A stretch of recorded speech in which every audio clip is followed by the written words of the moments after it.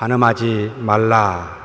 천국은 마치 자기 아들을 위하여 혼인잔치를 베푼 어떤 임금과 같으니, 그와 같이 남자들도 순리대로 여자 쓰기를 버리고 서로 향하여 음욕이 부릴 듯하며, 남자가 남자와 더불어 부끄러운 일을 행하여 그들의 그릇 때문에 상당한 보응을 그들 자신이 받았느니라. 지난주에 이어서 7계명에 대해서 계속 진행하도록 하겠습니다. 7계명은 무엇이죠? 간음하지 말라. 하나님께서 만드신 하나님의 형상을 따라 창조한 사람은 각기 서로 다르게 창조되어 특징과 달란트와 사명을 주어 이루게 하셨지만, 두 종류로 나누면 남자와 여자를 창조하여 각기 그에 맞게 하나님의 뜻을 이루게 하셨습니다. 그런데 하나님께서 이 땅에 반드시 필요한, 어쩌면 처음에 의도한 것은 오직 한 가지 기관밖에는 없었습니다. 그것은 바로 이 땅에 하나님이 처음부터 만든 남자와 여자, 아담과 하와를 통하여 가정을 이루어 살도록 하는 가정이라는 기관을 처음이라고 표현할 때는 타락하기 이전부터, 처음에 창조할 때부터 의도하신 바였다.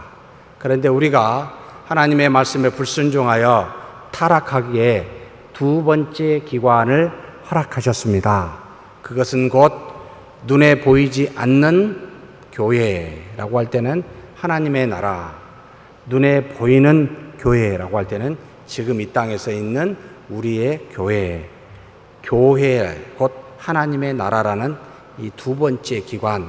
그래서 하나님이 처음에, 그 다음에 오직 유일하게 인정하고 계획하신 기관은 가정과 교회입니다. 기타 현재 우리가 가지고 있는 사회 또는 수많은 밖의 공공기관이나 조직은 우리의 삶에서 필요하였기에 하나님의 묵인하에서 우리가 만든 기관이라, 국가라든지 다른 수많은 이 땅에 있는 것들은 바로 사무엘에게 이스라엘 백성이 왕을 달라 하여 하나님의 통치를 간접적으로 받고 이 땅에서 우리 안에서 우리 뜻을 따라 나름대로 조직한 하나님의 묵인하에 있는 기관이라. 그래서 성경에서 의도한 기관은 두 개밖에 없습니다. 가정과 교회라. 이걸 꼭 기억하셔야 됩니다. 마태복음 22장 2절의 말씀은 간음하지 말라고 도대체 무슨 상관이 있습니까? 라고 할 때 하나님께서 가정을 생각하고 그것을 따라 간음하지 말라라는 말씀을 하셨다는 뜻이 포함되어 있습니다. 하나님께서 천국에 대해서, 천국 잔치에 대해서 비유를 하실 때 혼인잔치로 비유하십니다. 신약 성경 곳곳에 보면은 예수 그리스도와 그리스도를 믿고 있는 신자의 비유를 무엇과 무엇으로 비교하죠? 신랑과 신부로 비유하고 있습니다. 곧 에베소서 1장 10절의 말씀을 철학적으로 말한 건데 조금 우리식으로 표현한 것이 이 마태복음 22장인데, 에베소서 1장 10절의 말씀은 뭡니까? 제가 봉독해 올리겠습니다. 하늘에 있는 것이나 땅에 있는 것이 다 그리스도 안에서 어떻게 돼요? 통일되게 하려 하심이라. 다른 말로 말하면 하나 되게 하심이라. 하늘의 것, 신적 천상을 말하고, 땅의 것, 하나님이 만든 피조물을 말합니다. 창조주와 피조물이 통일되게 하는데 누구 안에서? 그리스도 안에서. 이 통일되는 것을 사실은 철학적 용어죠. 그런데 우리의 삶의 용어로는 혼인이라는 말로 쓰고 있습니다. 서로 하나가 된다. 그래서 굉장히 혼인에 대해서, 곧 가정에 대해서는 굉장히 처음부터 하나님의 나라를 어쩌면 염두에 두고 이 땅에서 우리 인간 사이에서 천국을 구현하는 기관이 어디죠? 가정이라는 겁니다. 곧 가장 천국다운 이 땅의 모습은 두 군데밖에 없습니다. 가정과 어디겠습니까? 여기 지금 교회. 여기서 천국의 맛을 못 보면 세상에서는 찾을 수가 없습니다. 이걸 항상 염두에 주셔야 하나님의 나라 천국을 혼인잔치로 비유하고 있는 그 의미를 알게 됩니다. 그러면 원론적으로 하나님이 처음 우리를 만들 때를 살펴보면서 도대체 간음하지 마라 라고 하는 이 의미가 무엇인지를 다시 지난 시간에 이어 좀 더 깊이 살펴보도록 하겠습니다. 창세기로 넘어가지요. 창세기 2장 24절 말씀입니다.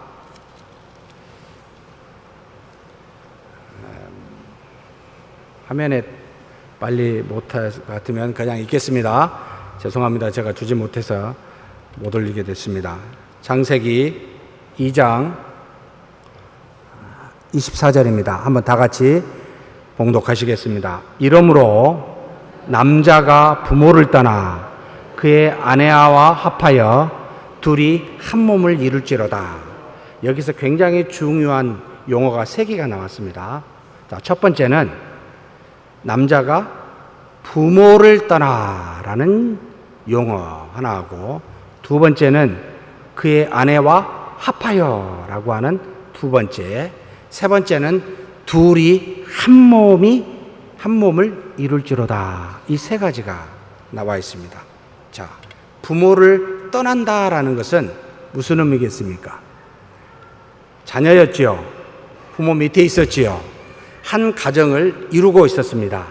이 가정을 떠나 무엇하라는 거죠? 또 다른 가정을 만들라는 겁니다. 가정을 만드는 것을 부모를 떠나는 것으로 표현하고 있습니다. 지금에 속해 있는 가정에서 다른 가정으로 속하는 것, 이것을 우리는 무엇으로 하죠? 결혼과 더불어서 결혼 안에 있는 사랑과 서로 한 몸이 되는 육체적인 교통. 참 말을 순화시키려니까 되게 어렵네요. 예배 시간에 참 상스러운 말은 할 수는 없고, 어찌됐든 최대한 노력할 때 여러분이 알아서 이해를 해주시면 감사하겠습니다. 지금 이 본문 안에 다 들어가 있습니다. 사실 여러분 깊이 보시면 부모를 떠나라는 것은 가정을 이루도록 하는 것이고, 그 다음에 아내와 합하여라는 것은 서로 사랑을 말합니다. 그리고 둘이 한 몸을 이루라는 것은 육체적으로 서로 하나가 되라라는 뜻입니다. 결국 가정을 이루기 위해서는 반드시 사랑과 육체적 사랑뿐만 아니라 모든 심적, 영적 사랑이라는 아내와 합하여라고 하는데, 둘이 한 몸을 이룰지니라 라고 하여 함께 이 가정 안에서 이루어지도록 하는 것이 원래 하나님이 우리를 만드신 창조의 목적입니다. 자, 그러면 가정이라는 테두리를 하나님이 먼저 생각을 하셨습니다. 부모 밑에 자란 자녀 한 가정을 이루고 떠나는 것은 한 가정을 이루는데, 한 가정을 이루기 위해서는 2가지가 필요합니다. 그 2가지는 뭡니까? 아내와 합하는 것이 필요합니다. 이건 뭐죠? 사랑하라는 거죠. 그리고 둘이 한 몸이 되라라는 것은 육체적으로 함께 하나가 되라라는 이 조건 안에 가정의 테두리 안에 두었습니다. 그러면 가정 밖에 사랑과 육체적인 연합을 이룰 수 있는 전혀 다른 어떤 것들을 성경에서 제시하고 있지 않습니다. 가정이라는 테두리 안에 가두어 놨습니다. 그래서 저와 우리 사랑하는 성도님들이 우리의 자녀를 가르칠 때 결혼 뭐 없어서 그냥 사랑, 성을 삼각형으로 서로 묶어놓고 동그라미를 하나를 뭉쳐서 전체를 합하면 뭐가 됩니까? 가정이라는 겁니다.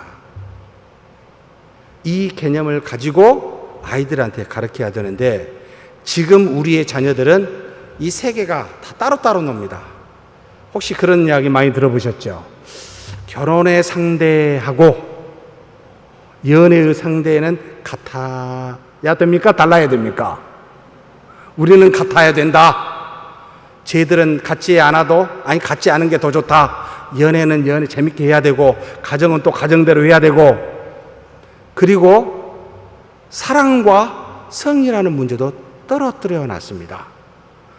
육체적으로 굉장히 쉽게 육체적 쾌락을 따라 자꾸 이 상스러운 이야기를 안 하고 싶은데 그걸 쫓아가는 그런 것과 사랑은 또 별개로 생각하고 또 사랑하면 육체적인 관계는 커다랗게 중시 여기지 않는 여러분 놀라지 마셔야 됩니다. 2001년도에 숙명여대 여학생들한테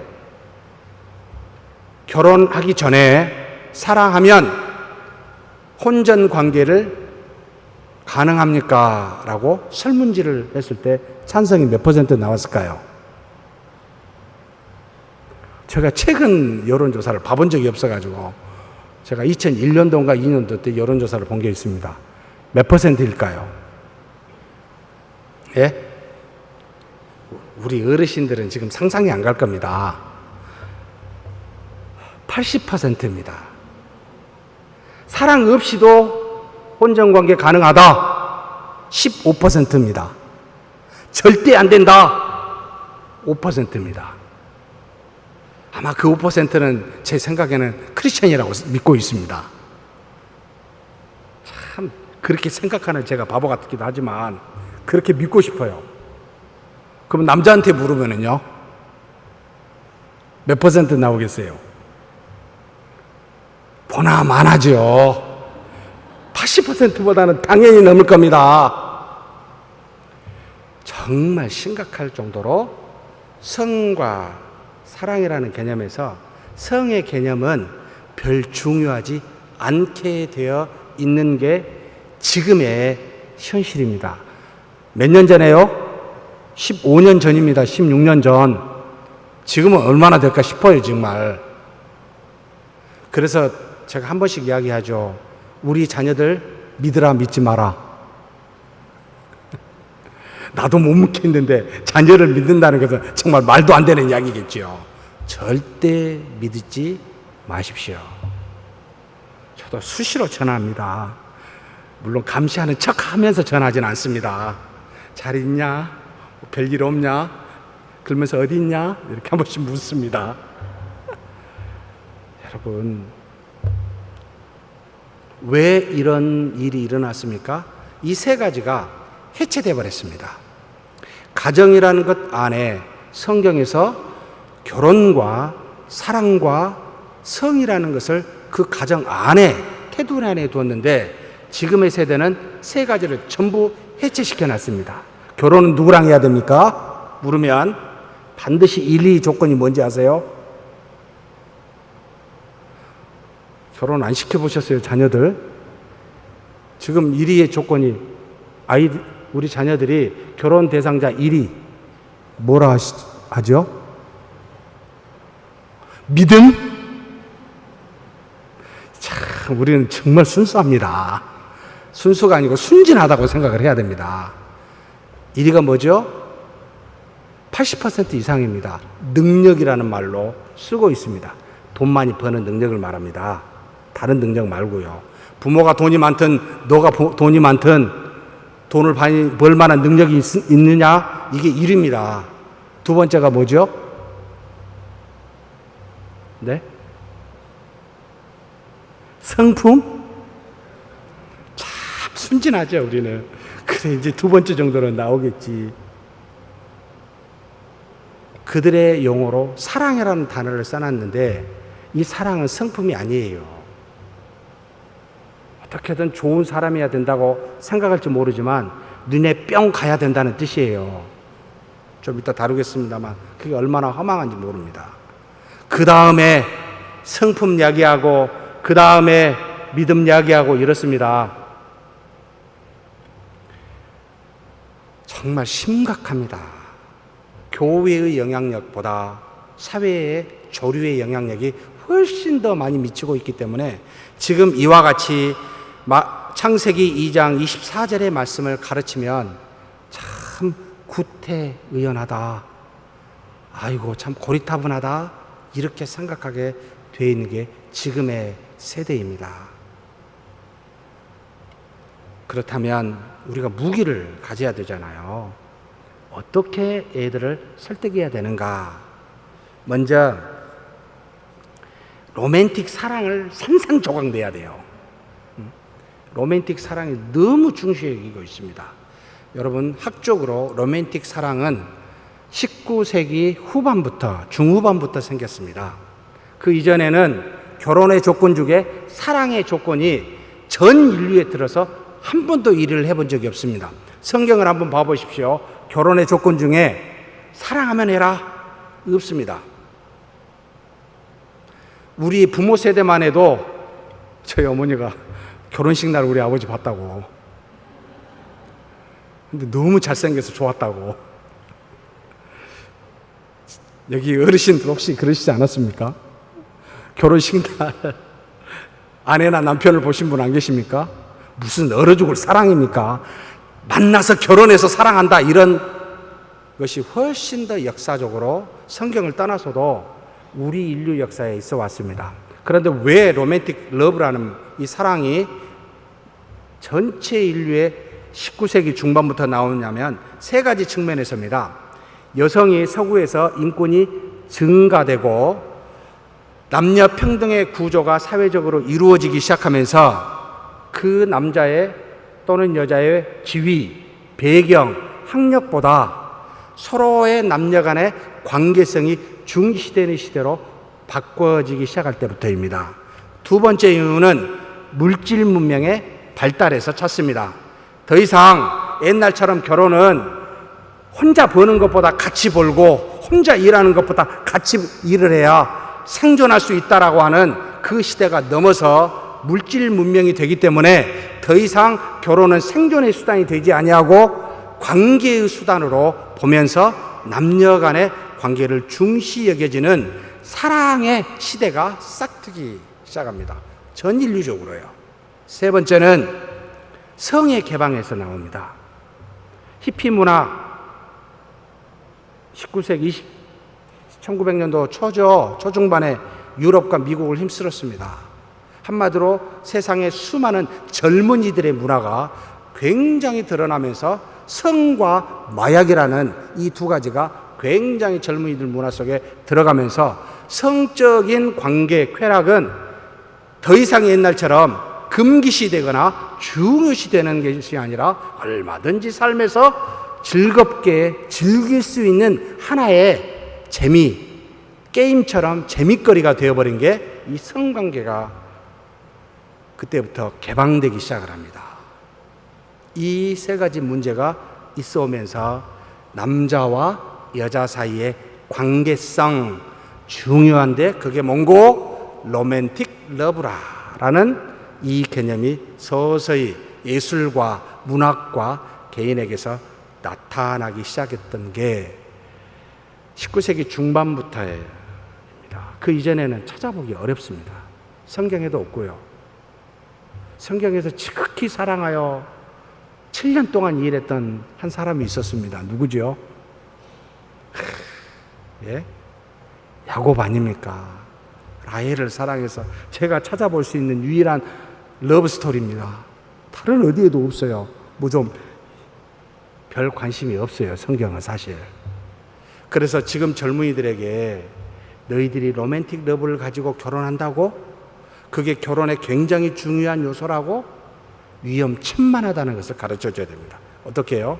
역사적으로 이야기를 해줘야 되고 그 다음에 두 가지를 더하면 산산이 부서집니다. 하나는 생물학적 호르몬의 결과가 상당히 크게 지배한다. 여러분, 사랑의 묘약, 호르몬이라고 말하는 호르몬이 적어도 5개 이상이 있습니다. 저도 이걸 맨날 외다가 잊어버리고 그래서 또 찾아보고 그렇습니다만, 여러분 혹시 첫 번째 키스펩틴이라는 호르몬 아신가요? 청소년 때 성적으로 육체적으로 발달시키는 호르몬입니다. 그래서 성에 대해서 지극히 관심을 갖고 이성에 대한 끌림을 갖게 되는 호르몬입니다.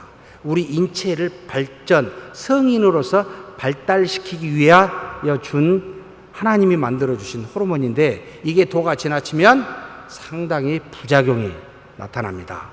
그래서 잘 그 시기를 넘겨야 되는데, 잘못하면 그런 쪽에 빠져서 육체적인 성장과 함께 이성에 대한 관심으로 육체적 쾌락에 빠질 가능성이 있습니다. 그래서 성욕과 낭만적인 생각을 증폭시키는 호르몬입니다. 두 번째로 첫눈에 홀딱 반했다, 눈에 콩깍지 씌었다 라고 하는 호르몬이 있습니다. 그게 도파민 또는 다른 것으로는 페닐에틸라민. 이건 정말 잊어버려야 돼요. 페닐에틸라민.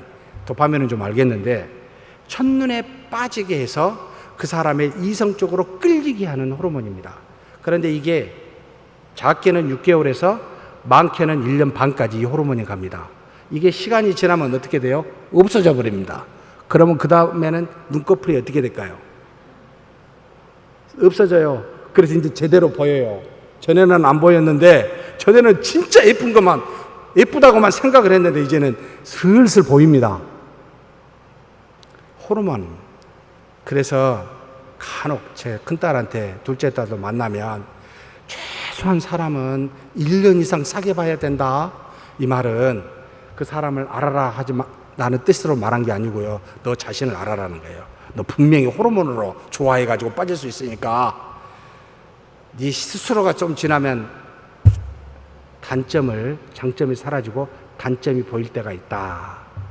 그래서 로맨틱 러브는 지극히 인간적이다, 육체적인 것이다 라고 끌고 가려고 제가 그렇게 이야기를 합니다. 그뿐만이 아닙니다. 결혼 생활할 때 두 사람의 친밀한 사랑을 주는, 그리고 아이를 낳을 때도 이 호르몬이 나타나는데 바로 무엇입니까? 옥시토신 또는 엔돌핀이라는 겁니다.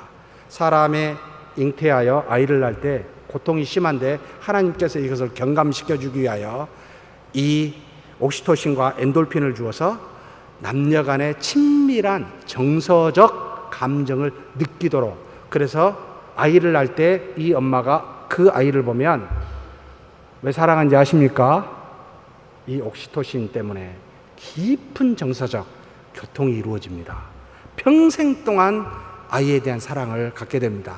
그래서 남자라면 이상 아버지의 사랑은 절대 어머니의 사랑을 따라갈 수가 생물학적으로 없습니다.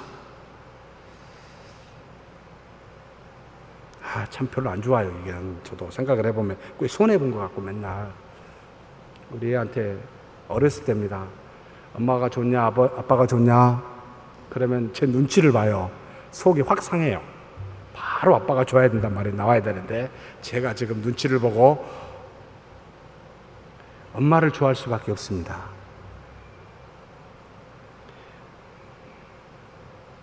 손해본 느낌이 안 드신가 보죠? 저는 부작위 손해본다고 생각을 했습니다. 이와 같은 호르몬들이 우리에게 사랑을 할 때, 서로 하나가 되게 할 때 하나님께서 정상적으로 깊은 교류를 이루게 하였지만, 이것이 가정 아니고 밖에서 이루어질 때는 오래가지 못하고 산산이 부서지는 시기가 반드시 오더라는 거죠. 그래서 로맨틱 러브를 가지고 결혼의 첫 번째 조건을 삼거나 서로 결혼을 할 때 너무 좋아한다라고 그것을 지나치게 의지하면 결혼 생활은 어떻게 돼요? 어른들이 늘 하는 말이 있습니다. 결혼은 사랑이 아니라 뭐다? 한 말씀 안 하세요? 정말 놀랍네요. 결혼은 현실이야, 이런 말을 하죠. 왜 그렇죠? 로맨틱 러브는 오래 안 가더라. 해보니까 다 경험하셨잖아요. 지금도 안 그렇습니까? 죄송합니다. 제가 저만 그런가? 오래 안 갔고. 그래서 로맨틱 러브에 기반한 결혼은 아니다.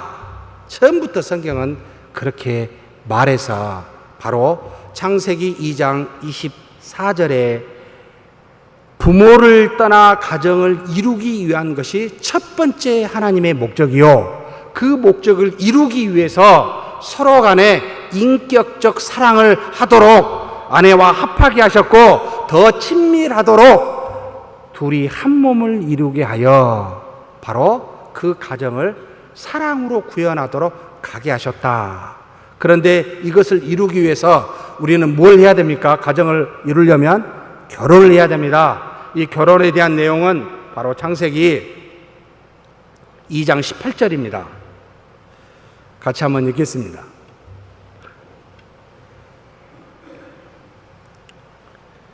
창세기 2장 18절 여호와 하나님이 이르시되 사람이 혼자 사는 것이 좋지 아니하니 내가 그를 위하여 돕는 배필을 지으리라 하시니라. 여러분, 배우자는 내가 정합니까? 하나님이 지어서 주십니까? 네. 하나님이 지어서 주십니다. 이게 결혼의 가장 중요한 조건입니다. 내가 좋아가지고 선택했다고 웃기는 짜장 같은 소리 그만하고 하나님이 주셨는지 기도해봐라. 결혼은 개인과 가정과 사회에 가정을 출발합니다라고 하는 서약이요 계약입니다. 그래서 결혼을 통하여 가정이 시작이 됩니다. 그런데 이 결혼을 이루는 가장 중요한 조건은 하나님이 지어준 사람, 돕는 자, 하나님이 주신 자여야 됩니다. 혹시 부부끼리 앉아 계시는 분 보시고 하나님이 주신 분이라고 인정하십니까? 아니면 내가 너무 좋아가지고 사랑해서 결혼했다고 생각하십니까? 지금 안 계시니까는 속으로만 생각하셔야 되겠죠. 결혼 생활하면서 위기가 있습니다. 이 위기를 막게 해주는 가장 큰 원인 또는 힘이 뭐라고 보이십니까? 세상에 많은 사람들이 서로 대화로 풀어라. 대화로 풀어질 수 있습니까? 예? 저는 가만히 그걸 들으면요, 전부 거짓말한다고 생각이 들어요. 물론 대화가 중요합니다. 존중도 중요합니다. 검은 머리가 흰 머리가 됐도록 사랑도 중요합니다. 그런데 전부가 다 약속할 수 없는 깨뜨릴 수밖에 없는 전부 연약한 것들이에요. 어떤 것도 붙을 수가 없어요. 여러분, 지금 이혼한 사람 3쌍 중에 1쌍입니다. 3쌍이 결혼하면 지금 1쌍이 이혼하고 있습니다. 이 1쌍 이혼한 사람이 결혼할 때 난 사랑 안 해서 결혼했어요. 그래서 난 지금 이혼해요. 라고 하는 사람 한 사람도 없습니다. 전부가 다 사랑하고 전부가 다 믿을 만하니까 그래서 결혼을 했습니다. 근데 왜 3쌍 중에 1쌍은 이혼을 합니까? 가장 많이 이혼을 하는 세대가 30에서 35세입니다. 결혼한 지 1년에서 5년 사이가 가장 이혼이 많고 그 다음에 60세 넘어 어르신들이 두 번째로 이혼이 많습니다. 왜요? 여러분, 세상의 것으로는 절대 유지가 안 됩니다. 이 배우자는 하나님이 주셨다. 하나님이 나에게 허락한 것이다. 분명한 확신이 있어야 평생을 가지. 안 그러면 그 무엇으로도 막을 수가 없습니다. 그래서 이렇게 자녀들을 교육해야 됩니다. 성경에 기반하고 있습니다. 하나님이 아담을 재워서 지어줬습니다. 하나님이 돕는 자를 정하여 주십니다. 그러니 결혼하기 전에 적어도 하나님의 응답을 받아야 되지 않겠습니까? 이 사람 하나님 주신 사람 맞습니까? 라고요. 확신이 서로 간에 있어야 결혼할 수 있지 않겠습니까? 한 사람은 그렇다라고 계속 그러고 한 사람은 아니라고 그러면 어떻게 해야 되죠? 아닌 게 맞아요. 하나님은 절대 한 사람에게만 응답 주시는 분이 아니에요. 두 사람에게 반드시 주셔요. 어떤 식으로라도 기도하는 사람이면 그것을 깨닫게 하십니다. 그래서 결혼은 가정을 이루는 관문이요, 가정 안에서 사랑과 성이라는 것이 이루어지게 되어 있습니다. 이게 바로 성경에서 우리에게 가르쳐준 굉장히 중요한 원리입니다. 이해하셨죠? 수많은 거 해봤자 너무 어렵다라고 교회가 학교가 아닙니다, 이런 말을 들어서 더 안 하랍니다.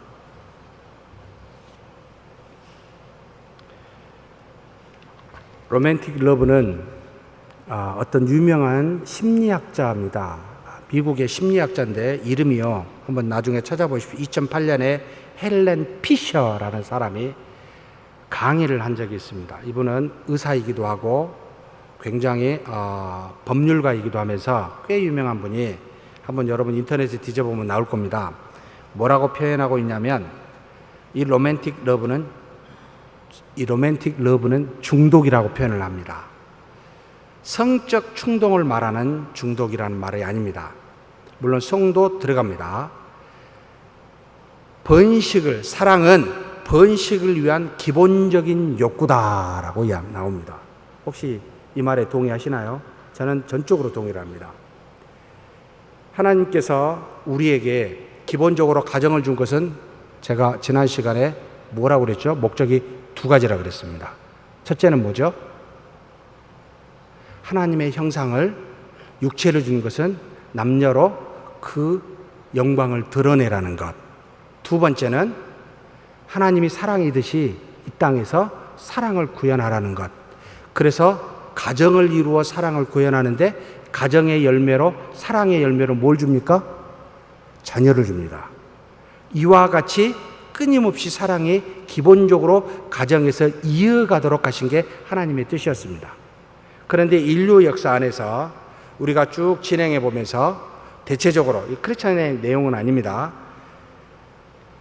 상대를 얻어 사랑을 통하여 번식을 위한 것으로 이 로맨틱 사랑이 반복적으로 역사를 지나 학습이 되어졌습니다. 그래서 로맨틱 러브는 기본적으로 자녀를 어찌 보면 양성하기 위한 하나의 수단적으로 인류 역사 안에서 타락한 문화에서 학습이 되기 시작하면서 이 상대를 가리지 않고 수많은 사람 중에 한 사람에게 그 사람과 더불어 깊은 관계를 맺어 자신의 후손을 이어가고자 하는 가장 중요한 수단으로 학습된 게 로맨틱 러브다라고 이야기합니다. 상당히 일리가 있습니다. 왜 일리가 있냐면, 여러분 남녀 간에 사랑을 하면 누가 한눈을 팔죠? 여자가 한눈을 팝니까? 남자가 한눈을 팝니까? 남자는 눈이 세 개인가요? 한 눈은 저기 가고 두 눈은 여기 보고 있게. 왜 그렇죠? 남자는, 왜 여자는 안 하죠? 혹시 아시는 분? 정확하게 이 본능에 충실하기 때문입니다. 남자는 번성의 능력을 여러 여자를 통하여 가능하기 때문에 그렇습니다. 여성은 자신의 후손은 오직 한 사람을 통해서만 번식이라는 말이 참 죄송합니다. 그냥 학문적 용어로 쓰겠습니다. 가능하기 때문에 절대 한 사람에게만 한눈을 팝니다. 남자는 본능적으로 모든 사람에게 후손을 낳을 수 있는 그런 어떤 걸 갖고 있기 때문에 저절로 역사적으로 학습이 되어서 한눈 팔도록 되어 있다. 굉장히 일리 있는 말 아닙니까? 제가 한 말이 아니고요, 이분이 한 말입니다. 성경적으로 보면 뭘 말하죠? 저는 성경의 말을 더 좋아합니다만, 하나님이 인류에게 타락하여 주신 징벌이 있습니다. 여자에게 뭘 줬죠? 해산하는 고통을 줬고, 또요, 그것만 준 게 아니죠. 남자를 사모하게 하셨다. 너무 좋아. 남자로서는 좋잖아요. 뭐 나보다는 상대가 알아서 나를 좋아하니까. 남자는 어떻게 저주하셨죠? 남자도 여자를 사모하라, 아내를 사모하라 하지 않고 무슨 저주를 줬습니까? 수고하지 않으면, 땀 흘려 수고하지 않으면 이 땅의 소삼을 얻지 못하게. 자, 그러면 딱 두 가지입니다. 여자는 관계 오리엔테이션 되어진 존재, 남자는 일로 오리엔테이션 되어져 있는 존재. 남자는 자나하다. 꽤나 뭘 더 생각을 해요? 일만 생각합니다. 그걸 바라보고 있는 아내는 어쩌습니까? 참 한심합니다. 나는 오직 당신만을 생각하는데 저 당신은 맨날 다른 일만 생각합니다. 그러니 여자의 사랑이 클까요? 남자의 사랑이 클까요? 여자가 남편에게 사랑합니다 라고 말하고 남편이 여자에게 사랑합니다 그러면 그 농도가 같을까요? 틀릴까요? 다릅니다. 여자는 수치로 100을 말하면 남자는 수치로 70이나 될라나 말라나? 그 정도로 사랑한다는 마음은 맞는데 질적으로 달라요. 그래서 누가 더 한눈을 잘 팔아요? 30%는 일리가 있으니까 이 사람에게 안 가 있기 때문에 바람필 가능성이 되게 높더라. 이게 성경에서 추론한 해석입니다. 제 나름대로 해석입니다. 어찌됐든 로맨틱 러브는 그와 같은 인간의 성적 본능을 따라 후손을 만들기 위한 수단으로 생긴 겁니다 라고 이 심리학자가, 의사가 2008년도에 발표한 적이 있습니다. 물론 많은 내용들이 참 참고할 만합니다. 사랑하는 성도 여러분, 가정 안에 반드시 성과 사랑이 존재한다. 밖에는 어떤 것도 하나님이 인정한 적이 없다. 그래서 간음이란 뭐다? 이걸 깨뜨리는 것을 간음이라. 하나님이 주신 가정을 깨뜨리는 것이 간음이라 라고 이야기하는 겁니다. 그러면 하나님의 사랑의 구현을 근원적으로 가정에서 이루게 했는데 이걸 이 땅에서 깨뜨리기 때문에 이스라엘 공동체가 온전히 설 수 없음을 알고 어떻게 하라고? 돌로 쳐 죽이라는 겁니다.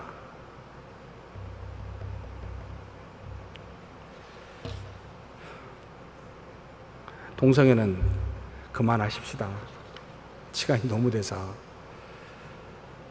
우리가 한번 기도했으면 좋겠습니다. 하나님이 주신 가정, 참 우리의 연약함이 큽니다. 깨지기 쉽습니다. 반드시 하나님이 정해준 배우자라는 것 확신하고, 그 사람이 방귀를 뀌어도, 그 사람이 문제를 일으켜도 하나님이 정한 배우자임을 믿고 존중해야 됩니다. 그리고 그 안에서만 사랑과 성이 존재하더라. 우리 자녀들에게 그렇게 가르치고 우리도 그런 가정을 지켜갈 수 있도록 해달라고 1분 동안만 우리 하나님 앞에 통성으로